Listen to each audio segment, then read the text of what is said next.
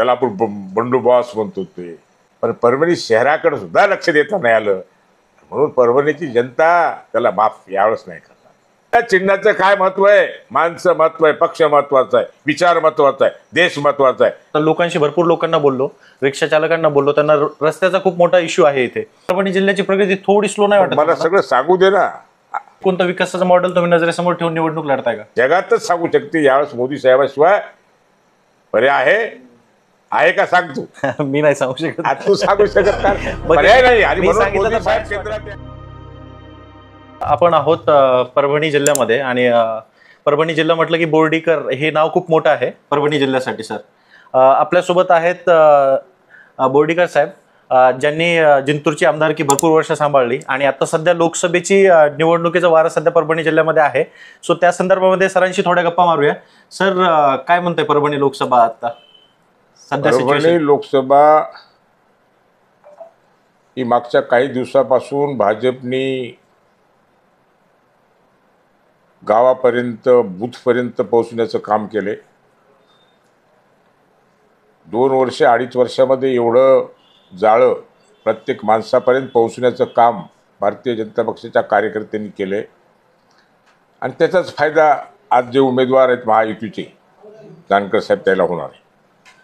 त्याच्यामध्ये दुमत नाही की यावेळेस सीट ही माननीय प्रधानमंत्री मोदी साहेबांच्या विचाराचा जो कोणी कॅन्डिडेट असेल तोच कॅन्डिडेट, म्हणजे तेच कॅन्डिडेट म्हणजे आमचे आजचे उमेदवार जानकर साहेब, ते निश्चित या निवडणुकीत निवडून येणार. पण मी साहेबांच्या कार्यकर्त्यांना, भरपूर कार्यकर्त्यांना बोललो, त्यांची अशी इच्छा होती की साहेबांना तिकीट भेटायला पाहिजे होतं लोकसभेचं. सो ही गोष्ट तेवढीच खरी आहे की आपल्या माणसाला तिकीट मिळावं हे प्रत्येकालाच वाटेल, नाही असं त्याच्यात काही वेगळं सांगण्याची काही गरज नाही. पण परिस्थिती काय आहे, कसे सामाजिक समीकरणं बांधायचे आहेत राज्यामध्ये. ओबीसी म्हणलं की माळी आला, धनगर आला, आटकर आला, बंजारा आला, वंजारी आला, लिंगायत आले, सगळ्या समाजाला प्रतिनिधित्व असावं हा विचार करून नेते मंडळींनी जिथं योग्य असेल त्या ठिकाणी देण्याचा प्रयत्न केला आहे. आणि म्हणून नेत्यांनी जो निर्णय घेतला तो निर्णय फायनल असतो. आणि त्यामुळं आता सर्व कार्यकर्ते आमचे आहे जे युतीचा उमेदवार आहेत त्याच्या पाठीशी खंबीरपणे उभे राहणार, प्रत्येक जण कामाला लागणार. सर, परभणी जिल्ह्याची जर परिस्थिती बघितली आपण, रोड वगैरे नाही. मी आता लोकांशी, भरपूर लोकांना बोललो, रिक्षा चालकांना बोललो, त्यांना रस्त्याचा खूप मोठा इश्यू आहे इथे.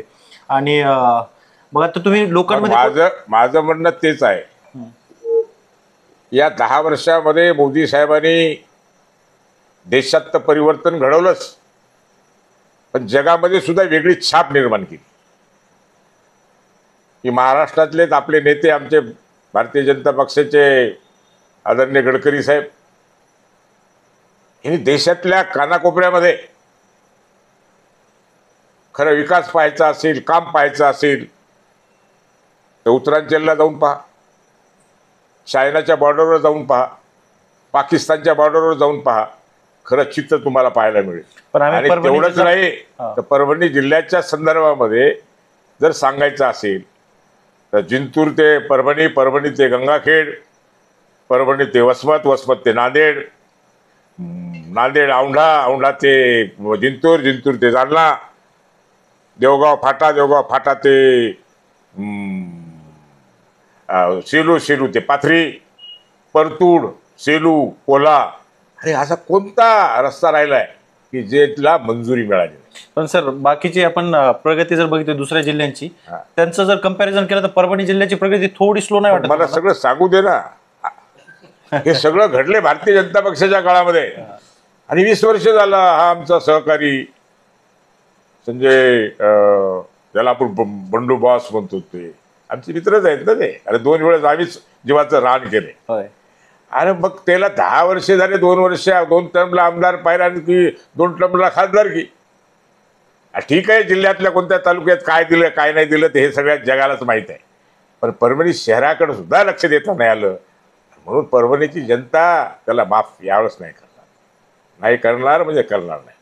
आणि म्हणून परभणीचा खरा विकास जर करायचा असेल तर भाजप विचारसरणीकडेच मदत करावं लागेल मतदारांना. केंद्र पुन्हा एकदा पुन्हा एकदा मोदी सरकार, ही जी आमची घोषणा आहे. आणि जगात, देशात नाही जगातच सांगू शकते यावेळेस मोदी साहेबाशिवाय पर्याय आहे का सांग तू. मी नाही सांगू शकत. आज तू सांगू शकत का? मग पर्याय नाही. आणि मी म्हणून सांगितलं मोदी तर साहेब bias केंद्रात वाटत यायलेत. आणि उद्या येणारं सुद्धा राज्य, महाराष्ट्र हे जे राज्य आहे हे सुद्धा भारतीय जनता पक्षाच्या विचाराचं युतीचंच राज्य येणार आहे. आणि म्हणून या जिल्ह्यातल्या जनतेने उद्याचा विकास, उद्याचं परिवर्तन पाहायचं असेल तर जानकर साहेबांनाच मत देणं हे आद्य कर्तव्य राहणार.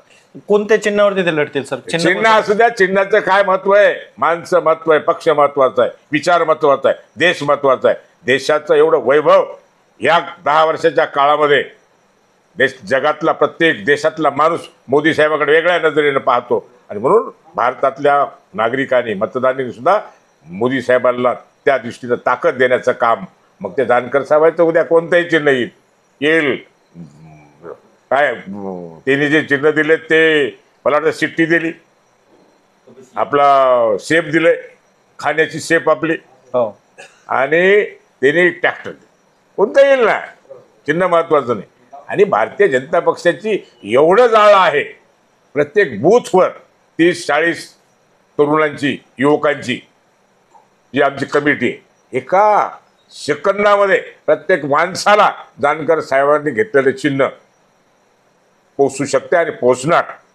आणि पोचणारच नाही तर ही सगळी जाळं उभं केलेलं उद्याची निवडणूक ही भारतीय जनता पक्ष मोदी साहेबांच्या विचाराचा कॅन्डिडेट म्हणजे जानकर साहेब, युतीचा कॅन्डिडेट म्हणजे जानकर साहेब, त्यालाच ही परभणी जिल्हा, परभणी लोकसभा मतदारसंघ, हे लोकसभा मतदारसंघातले जे मतदार आहेत ते ह्याच बाजूनं कोल देतील एवढं तुम्हाला विश्वासानं सांगतो. आणि हे कोल देण्यासाठी या तुमच्या चॅनलच्या माध्यमातून आव्हान सुद्धा करतो. या निवडणुकीमध्ये आमची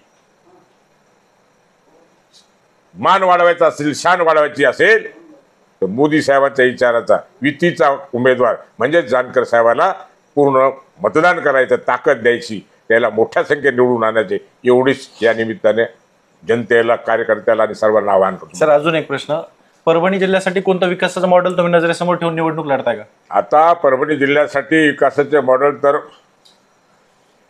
त्यापैकी काही गोष्टी काल आमचे नेते आदरणीय फडणवीस साहेब आले होते.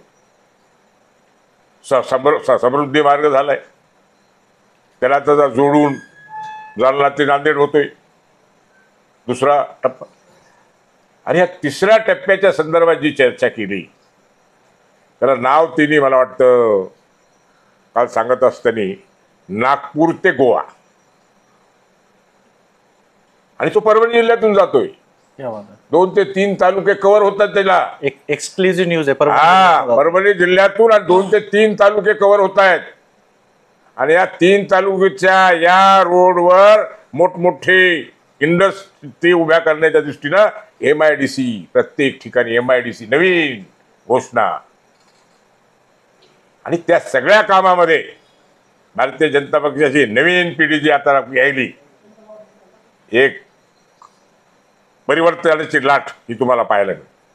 माझा शेवटचा प्रश्न सर, तुमच्या कार्यकर्त्यांना तुम्हाला ऍक्टिव्ह राजकारणामध्ये बघायचं, या वर्षीच त्यांना तुम्हाला लोकसभेमध्ये पाठवायचं होतं, तर दुसरा कोणता असा योग येईल का की तुम्हाला ऍक्टिव्ह राजकारणामध्ये बघू शकता? राजकारणामध्ये योगच योग असतात, त्याच्याबद्दल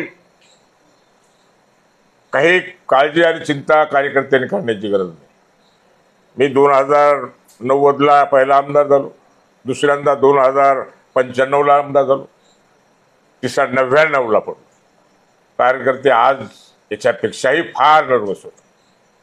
मला आठवतं की त्या 99ची काउंटिंग ही परभणीत झाली होती आणि सगळे इथे म्हणजे रेवरून, म्हणजे ते चित्र पाहून मी एवढा दगडाच्या काळजाचा माणूस असताना सुद्धा मला सुद्धा राहवलं नाही. पण त्याच वेळेस त्याला सांगितलं होतं की अरे तुमचा माणूस एवढा सक्षम आहे की तुम्हाला मी वर्षभरामध्ये आमदार झाल्याला पाहायला मिळेल एवढं बोललो. आणि येणाऱ्या स्थानिक स्वराज्य संस्थेच्या निवडणुकीमध्ये उभं राहिलो आणि आमदार झालो. क्या बात. आणि आजही सांगतो कार्यकर्त्यांनी नर्वस व्हायचं काम नाही. तुम्हाला एक तुमची बहीण, एक तुमची मुलगी हे आमदार म्हणून सेवेला आहे, आणि मी आणखी ऑपरेशन झाल्यामुळं डॉक्टरांनी मला अजून 30 वर्षाचं आयुष्य दिलंय. 30 वर्षामध्ये तुमच्या ज्या ज्या काही अपेक्षा असतील त्या पूर्ण करण्याची धमक तुमच्या माणसामध्ये आहे. म्हणून ही गोष्ट तुमच्या माणसाचा सन्मान वाढवण्यासाठी ही युतीची जागा आणणं तुमचं कर्तव्य राहील. एवढंच मी अंतःकरणापासून आपल्याला या चॅनलच्या माध्यमातून एक सुचवतो. ओके. सो धन्यवाद सर, एवढं आम्हाला बाईट दिल्याबद्दल. आणि तुमची जी हेल्थ कंडिशन आहे तीही सुधारू, आणि तीच नाही अजून भरपूर वर्ष तुम्ही राहा आणि जनतेची सेवा जशी करत आलात तशी करा. तुम्हाला कसा वाटला सर इंटरव्ह्यू?